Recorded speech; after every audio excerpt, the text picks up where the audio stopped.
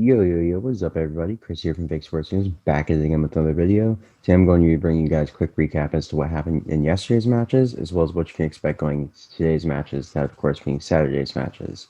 So looking at yesterday's matches, we kicked things off with the Ultra taking on the Gorillas, and the Ultra got a 3-0 sweep, even though we had to wait like an hour for the control, which ended up being a 3-0 ultimately.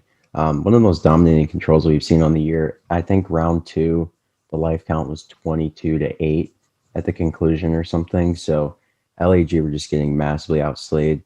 I saw Chino on the flank. He was saying that they just felt like they couldn't buy a kill on that server.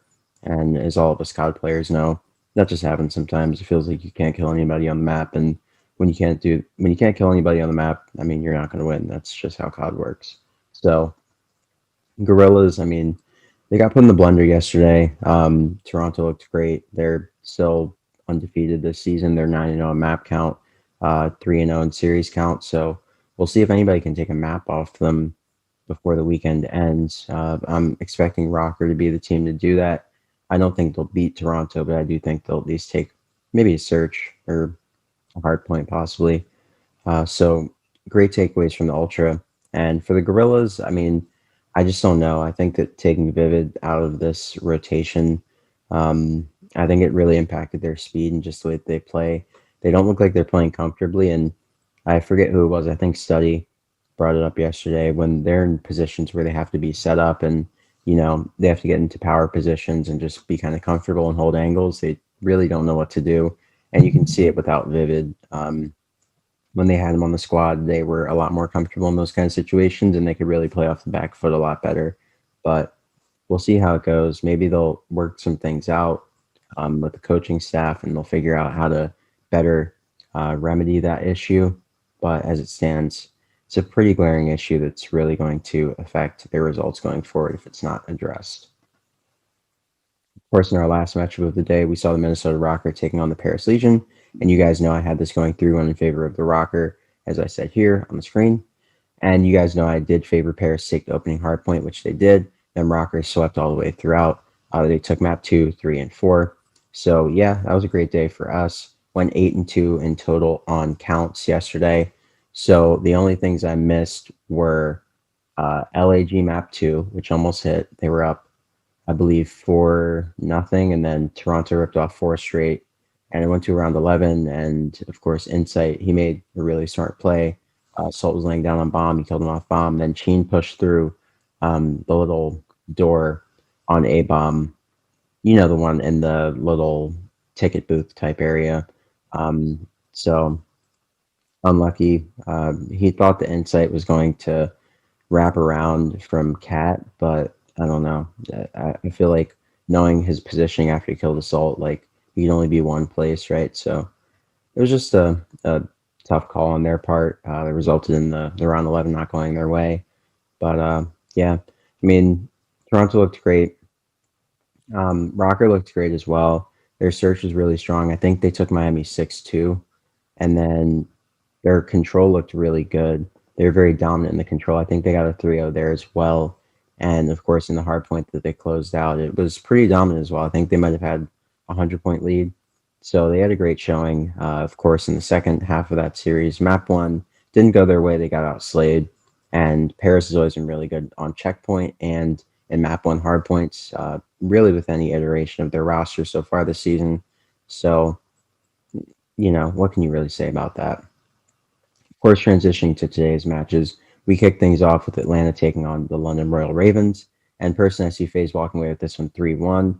After the Ravens beat the Subliners the other day, I do think that the Ravens have made considerable improvements, but I think that FaZe are just in a league of their own, especially since NYSL are a new team and they're still working things out.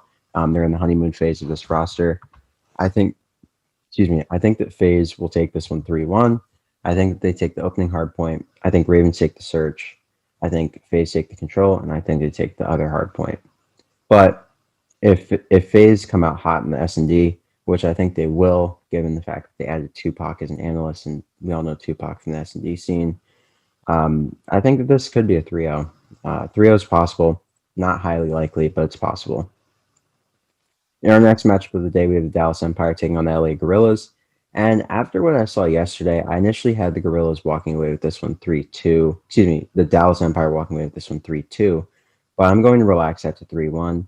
I think that in terms of respawn, the Gorillas, I mean, they don't really look that great. The control really cemented it for me. They had a lot of issues in the control, and I just don't see them winning series against top tier teams like Dallas, Atlanta, Chicago, New York, Toronto, etc. As we saw what happened yesterday with the Toronto Ultra, they made it look like amateur night, if we're putting it lightly. So I think Dallas walks with, excuse me, I think Dallas walks away with the 3-1 here. I think Dallas takes the opening hard point. I think LAG take the search. I think Dallas takes control and they take the second hard point. I think that's the series right there. And our last matchup of the day, I think this one's going to be a banger. I see New York walking away with this one. Not sure if it'll be 3-1 or 3-2. I think the Surge will put up a decent fight. Surge are a really good team. They've been turning around at this point in the season. And I think that they will take not the hard point. I think they will take the Search and Destroy. Surge have been very good at Search and Destroy. And this new look NYSL team, Search and Destroy has been their Achilles heel. So if the Surge are going to take a map in the series, I realistically see it being the S&D, but there's potential that they do take the map 1. So those two I'd be careful with. I favorite NYSL map 1 just because I like what they've shown us with, of course, Hydra or Paco. So that's where I'm going. I think New York Subliners take map 1. I think Seattle Surge take map 2. Subliners take map 3. Yeah, because Surge are not a very strong control team. If it's raid control, slam the lines for New York Subliners. Do not go with Surge at all. If it's raid control, they're 0-7 going into it. So if that somehow makes it through by the grace of God, then I would definitely pick New York Subliners. And then in the closing hard point, I would definitely pick the New York Subliners unless it's Moscow. If you see Moscow anywhere in this series, bet on the Surge, okay? I'll be doing the same thing if I see Moscow. So, yeah, guys, that was about wrapped up for me. The way I realistically see the day going is 3-1s across the board. The last match is the only one that I think could really go down to the wire and be a 3-2. I think that the Gorillas, I don't like this roster change, honestly. I think the London Royal Ravens, their roster change has definitely worked out. They've won a series already. Gorillas only won one series, and it was against Paris, who have been getting dogged by everybody. So I just don't like this. I think Paris and LA Gorillas desperately need to make a roster change going into stage 4. And I think Surge need to make a roster change too, unless something incredible happens for them today. I haven't liked what I've seen from them. So I think a roster change is much needed. I think they could bring in a player like Sib maybe, or even John to really help this roster. John, of course, has a lot of chemistry with Octane, and they played together before. So maybe that chemistry will help the Seattle Surge to just become the team that we all know they can be, right? For the Legion, I think maybe picking up a player like Hook if they possibly can. We all know that Temp and Hook are great friends, former teammates. If they can somehow lure Hook to the Paris Legion side for Classic, I mean, you got to take that chance, right? I mean, that'd be a good lineup, honestly. Aqua, Scraps, Hook, and Temp. I like that lineup. So I don't know what these teams are going to do roster-wise. In the case of LA Gorillas, maybe put Vivid back in the roster. Guy's always been solid. And I think he could really help to turn this around because they weren't really trending in a bad direction before. Like, they had beaten Faze with Vivid on the squad, of course. Like, they were definitely getting better, but I don't know. We'll see what happens. But yeah, guys, I will catch you tomorrow with a recap of what happened today, as well as a preview of what you can expect going into tomorrow's matches. So be on the lookout for that. Hope you guys have a great morning, noon, or night, wherever you may be on this beautiful planet. Don't forget to like, comment, subscribe, and share this video with a friend or family member if you really enjoyed it, or you just like the sound of my voice.